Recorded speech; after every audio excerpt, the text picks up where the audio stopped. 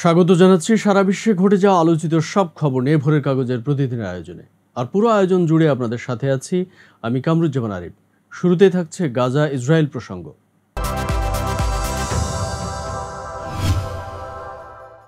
গত ৯ মাস ধরে ইসরায়েলি বাহিনীর চলমান অভিযান এবং সীমান্ত অবরোধের কারণে খাদ্য সামগ্রীর প্রবেশ ও সরবরাহ ব্যবস্থা রীতিমতো ভেঙে পড়েছে গাজায়। ফলে ইতোমধ্যেই সেখানে দুর্ভিক্ষ শুরু হয়েছে এবং সময় যত গড়াচ্ছে দুর্ভিক্ষ তত ছড়িয়ে পড়ছে। খাদ্যের দুষ্প্রাপ্যতা এবং তার ফলে সৃষ্ট অপুষ্টি ও এ সংক্রান্ত বিভিন্ন শারীরিক সমস্যায় এ পর্যন্ত গাজায় মৃত্যু হয়েছে অন্তত ৩৩ শিশুর। মৃত এই শিশুদের অধিকাংশই গাজার উত্তরাঞ্চলে বিভিন্ন এলাকার। গাজার স্বাস্থ্য মন্ত্রণালয় মঙ্গলবার এক বিবৃতিতে জানিয়েছে এই তথ্য। স্বাস্থ্য মন্ত্রণালয় এই তথ্যকে সমর্থন করেছে জাতিসংঘের মানবাধিকার বিশেষজ্ঞদের প্যানেলও। গত মে মাসে গাজা সফরে গিয়েছিলেন জাতিসংঘের মানবাধিকার সংস্থা UNHCR এর মনোনীত 11 জন মানবাধিকার বিশেষজ্ঞের একটি প্যানেল। মঙ্গলবার এক বিবৃতিতে প্যানেলের সদস্যরা জানিয়েছেন, সফরের সময় তারা গাজার দক্ষিণাঞ্চলীয় শহর খান ইউনিস এবং মধ্যাঞ্চলীয় উপশহর দেইর আল বালাতে অপুষ্টিজনিত কারণে বেশ কয়েকজন শিশুকে মৃত ও মুমূর্ষ অবস্থায় দেখেছেন। এদিকে গাজায় ইসরায়েলি হামলায় গত 24 ঘন্টায় অন্তত 50 জন নিহত হয়েছে, আহত হয়েছে কয়েক ডজন। গাজার স্বাস্থ্য মন্ত্রণালয়ের বরাত দিয়ে এই তথ্য দিয়েছে আল জাজিরা। গাজা সিটির সুজাইয়া, সাবরা ও তাল আল হাওয়ার মতো কয়েকটি জেলার ভিতরে প্রবেশ করেছে ইসরায়েলি বাহিনীর ট্যাঙ্ক। সেখানকার বাসিন্দারা ভয়াবহ যুদ্ধের খবর জানিয়েছে।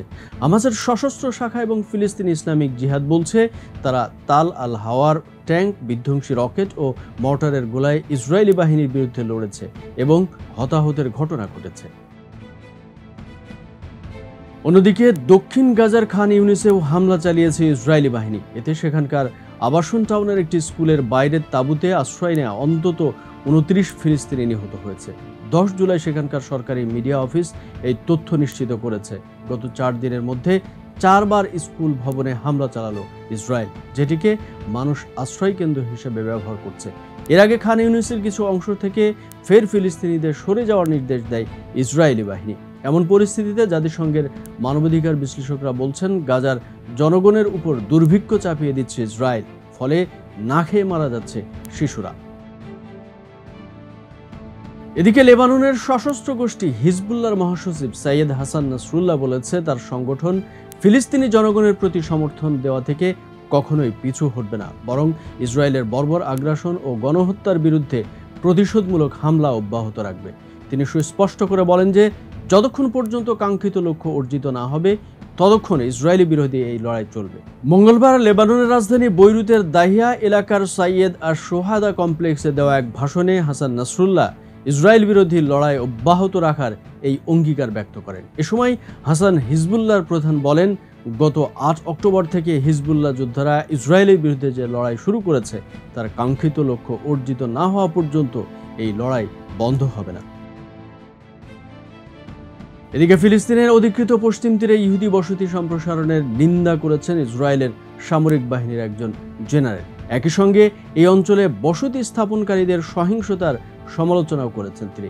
এমনকি ফিলিস্তিনি বাসিন্দারা কোনো ধরনের হুমকি সৃষ্টি করে না বলেও মন্তব্য করেছেন বিদায়ী ওই ইসরায়েলি জেনারেল। 10 জুলাই এক প্রতিবেদনে এই তথ্য জানিয়েছে সংবাদ মাধ্যম আল জাজিরা। প্রতিবেদনে বলা হয়েছে, একজন ইসরায়েলি জেনারেল ফিলিস্তিনের অধিকৃত পশ্চিম তীরে বসতি সম্প্রসারণের বিষয়ে সরকারের সিদ্ধান্তের নিন্দা করেছেন এবং এই অঞ্চলে বসতি স্থাপনকারীদের ক্রমবর্ধমান সহিংসতার সমালোচনা করেছেন বলে ইসরায়েলি মিডিয়া জানিয়েছে। ইসরায়েলি ওই জেনারেলের নাম মেজর জেনারেল ইয়াহুদা ফক্স। তিনি ইসরায়েলের কেন্দ্রীয় কমান্ডের বিদায়ী প্রধান। গত সোমবার বিদায়ী অনুষ্ঠানে তিনি বলেন, ইসরায়েলি বসতি স্থাপনকারীরা অধিকৃত পশ্চিম তীরের সহিংসতার মাধ্যমে জাতীয়তাবাদী অপরাধে লিপ্ত হয়েছে। এদিকে সামাজিক যোগাযোগ মাধ্যমে ইহুদি বিরোধী পোস্ট করা হলে তা সরিয়ে ফেলার সিদ্ধান্ত নিয়েছে ফেসবুক এবং ইনস্টাগ্রাম। ইহুদি জায়নিস্টরা পৃথিবীর নিয়ন্ত্রণ করছে বা তারা মিডিয়া চালাচ্ছে এ সম্পর্কিত যে কোনো পোস্ট সরিয়ে দেওয়ার সিদ্ধান্ত নিয়েছে ফেসবুক ও ইনস্টাগ্রাম কর্তৃপক্ষ। মেটার নীতিতে নতুন এই বিষয়টি অন্তর্ভুক্ত করা হয়েছে।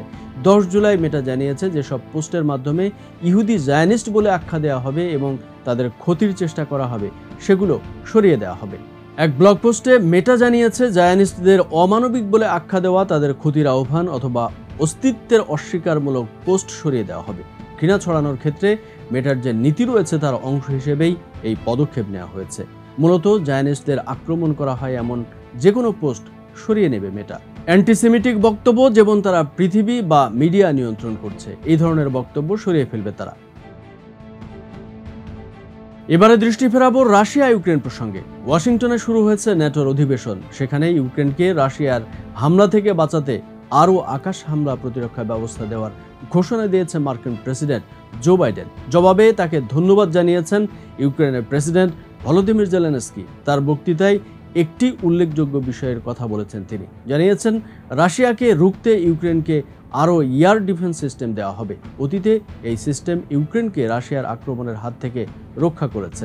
বাইডেনের এই ঘোষণার কিছুক্ষণের মধ্যেই ধন্যবাদ জানিয়ে বিবৃতি দেন ইউক্রেনের প্রেসিডেন্ট ভলোদিমির জেলেনস্কি।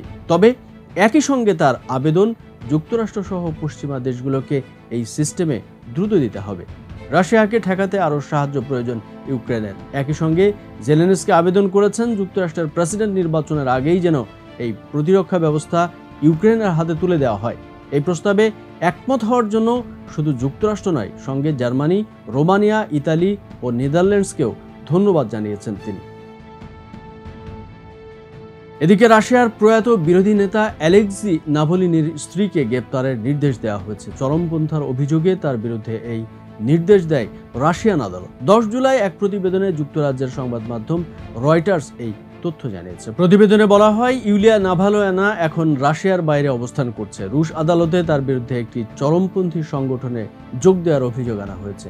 আদালত জানিয়েছেন, তদন্তকারীদের আবেদন আমলে নিয়ে ইউলিয়াকে গ্রেপ্তারের সিদ্ধান্ত নেওয়া হয়েছে। গত এক দশকের মধ্যে রাশিয়ার সবচেয়ে উল্লেখযোগ্য বিরোধী নেতা ছিলেন নাভালিনি। আর্কটিক সার্কেল জেলে বন্দী থাকা অবস্থায় চলতি বছরের ফেব্রুয়ারিতে তিনি মারা যান। রাশিয়ান কর্তৃপক্ষ বলেছিল তিনি প্রাকৃতিক কারণেই মারা গেছেন। তবে তার স্ত্রী বলেছেন, নাভালিনিকে নির্যাতন, ক্ষুধার্ত রেখে হত্যা করেছেন রাশিয়ার প্রেসিডেন্ট ভ্লাদিমির পুতিন।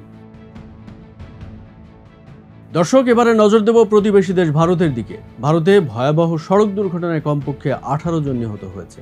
নিহতদের মধ্যে নারী ও শিশুরাও রয়েছে।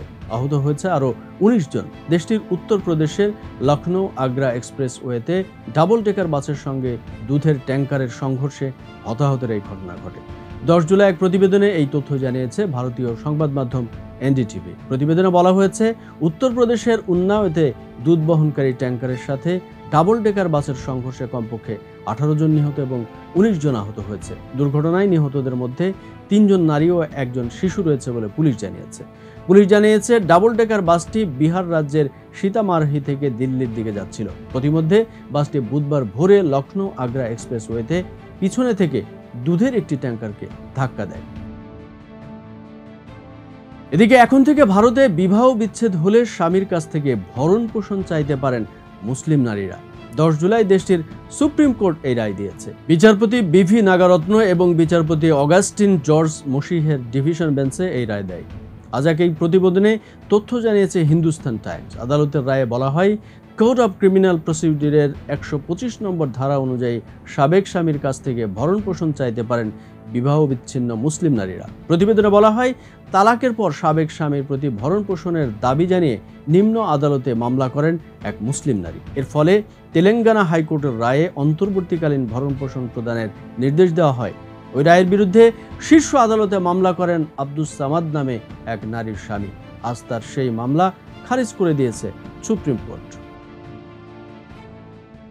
দর্শক, এই ছিল সারা বিশ্বে ঘটে যাওয়া উল্লেখযোগ্য কিছু খবর নিয়ে ভোরের কাগজের আজকের আয়োজন। যারা এতক্ষণ আমাদের সাথে ছিলেন, অসংখ্য ধন্যবাদ। সারা বিশ্বের সব খবর সবার আগে জানতে সাথে থাকুন আমাদের ভোরের কাগজ ইউটিউব চ্যানেল ও ফেসবুক পেজে। ভালো থাকবেন সবাই। আল্লাহ হাফেজ।